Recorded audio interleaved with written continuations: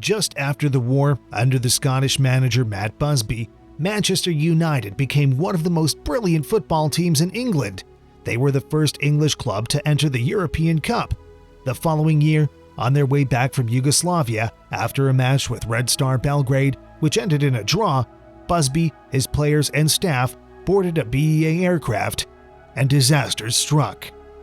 23 dead, including some of the best sportsmen on earth. Blame for the tragedy fell on one man, and the effort to clear his name spanned more than a decade and put one nation against another in the bitter struggle for the truth behind one of the worst tragedies in the history of sports. But what really happened? Welcome to this episode of Dwayne's Aviation. A wise man once said, smash the like button and subscribe to our channel.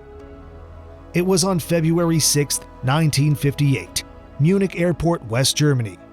A British pilot prepares to bring home an extraordinary group of passengers, the Manchester United football team. In the 1950s, they are the most famous sportsmen on the planet. The 21 players and staff were traveling in style. They were on board a British European Airways Airspeed Ambassador, a luxurious twin-engine aircraft also known as the Elizabethan. The pilot in charge was Captain James Thain, a 37-year-old former Royal Air Force flight lieutenant with an impeccable service record. The co-pilot, Captain Kenneth Rayment, who joined BEA in 1947, was also a former Royal Air Force flight lieutenant and a Second World War flying ace, who shot down 5 German fighters, 1 Italian plane, and a V-1 flying bomb during the Second World War. Rayment and Thain had agreed that on this flight they will switch seats because Captain Rayment was going to handle the aircraft and he is used to handling it from the left-hand side. But it was against company policy, which states that the commander should always sit in the left seats. But it's a rule that's frequently broken.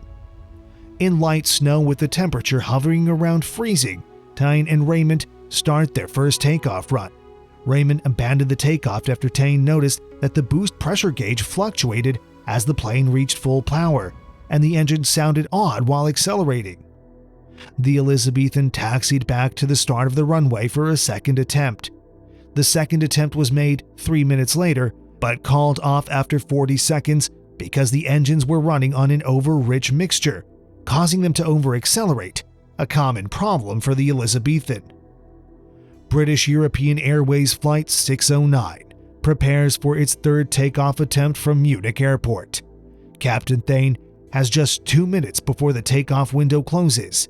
If the third attempt is not successful, the flight may be cancelled and his famous passengers may be grounded in Munich. The runway is more than 1,900 meters long. Even with their plan for a gradual acceleration to compensate for the boost pressure problem, the Elizabethan should be able to lift off just past 1,200 meters. The plane reached V1, the speed at which a takeoff cannot safely be abandoned, the point of no return. They kept accelerating to reach V2, 119 knots, where the plane can become airborne. But something goes wrong. They suddenly lose speed. The Elizabethan crashed through the fence, hitting a house 300 meters beyond the end of the runway. Within minutes of the crash, help begins to arrive from the airport and nearby farms. 2 German rescuers climbed up on the wing and freed Kenneth Rayment from the wreckage. He is badly injured. 21 people are dead, and 7 are Manchester United players. The head coach, secretary, and trainer are also dead. 7 more team members are seriously injured. The manager, Matt Busby, is in critical condition. Manchester United, one of the world's greatest football teams, is wiped out. 6 hours after the crash, the man assigned to investigate it arrives on the scene, and he finds that some parts of the wing are covered with ice, and assumes that the entire wing was coated with ice before the crash. The following day, the co-pilot Kenneth Rayment died of a brain injury. James Thain is left to face a wall of questions on his own. Investigators draw on witness testimony of snow on the wing and said they didn't de-ice the plane. The temperature in the afternoon of the crash hovered around 0 centigrade. It was not cold enough for snow to create ice. But the German experts note that the Elizabethan has just descended from 25,000 feet, where the air temperature was negative 25 degrees Celsius. They concluded that snow falling on the frozen wings would have turned instantly to ice. Thain countered the testimony that he turned the wing de-icing heaters on descending to Munich. They stated that since every other aircraft that left Munich that day was de-iced, but not the Elizabethan, the crew's failure to de-ice is the leading cause of the accident. In March 1959, a year after the tragedy of Munich, the German government releases its official report. It lays full blame for the accident at the feet of Captain James Thain.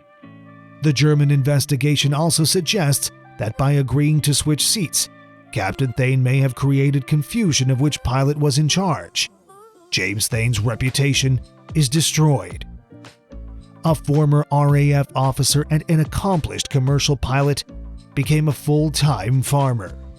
But Thain is certain that the ice of the wing didn't cause the crash, so he decided to launch his own investigation. Looking back at what happened, the plane reached 117 knots, but then slowed dramatically. Ice on the wing can't explain that sudden loss of speed, but something else can. Thain therefore rules out ice on the wing as a possible factor and focuses on other possibilities. And then he sees the real cause of the crash: slush on the runway. German authorities countered that it was because other planes that took off from the same runway didn't have slush problems. But that day, other flights took off from the first 2 tails of the runway. Since the Elizabethan accelerated more slowly to compensate for the boost pressure problem, it rolls further into the unused part of the runway with deep slush. Still, the German investigators dismissed the slush as a possible cause, insisting it was ice on the wing. In 1961, BEA officially fires Thain, primarily for violating the company's policy against switching seats. The loss of his job made Thain more determined than ever to clear his name. He writes letter after letter to both the British and German governments, urging them to reopen the investigation. In 1965, those efforts paid off. German authorities agreed to review the investigation of the Munich disaster. He hoped to clear his name with his last shot at investigation. That hope has been stirred by some new research. Britain's Royal Aircraft Establishment has conducted a slush test on the Elizabethan aircraft. In run after run, the plane decelerates from 117 to about 105 knots. The same loss of speed was reported by Thain. But after a 2-day hearing, German authorities were not swiveled by the new evidence. Instead of clearing Thain, they condemn him further, saying by switching seats, the captain made things worse. This was a crushing blow to Thain. In 1967, Sir Harold Wilson is the Prime Minister of the UK. After attending a Manchester United game, he makes a comment that set up a media frenzy. He said he believed James Thain is a victim of injustice. In 1968, British investigators conducted a study to determine whether slush or wing ice caused the Munich disaster. Their findings immediately called to question the accuracy of the 2 German reports. 3 separate experts determined that the amount of ice found on the wing would not be enough to prevent takeoff. In March 1969, 11 years after the crash, the British government formally cleared James Thain. But BEA doesn't give him his job back. Captain Thain does not fly again. In Germany, the Aviation Authority never exonerates him. 10 years after the accident, Manchester United became the first English team to win the European Cup, a cup they might have won in 1958 if not for the aviation disaster that devastated the finest team of players that the British had ever assembled.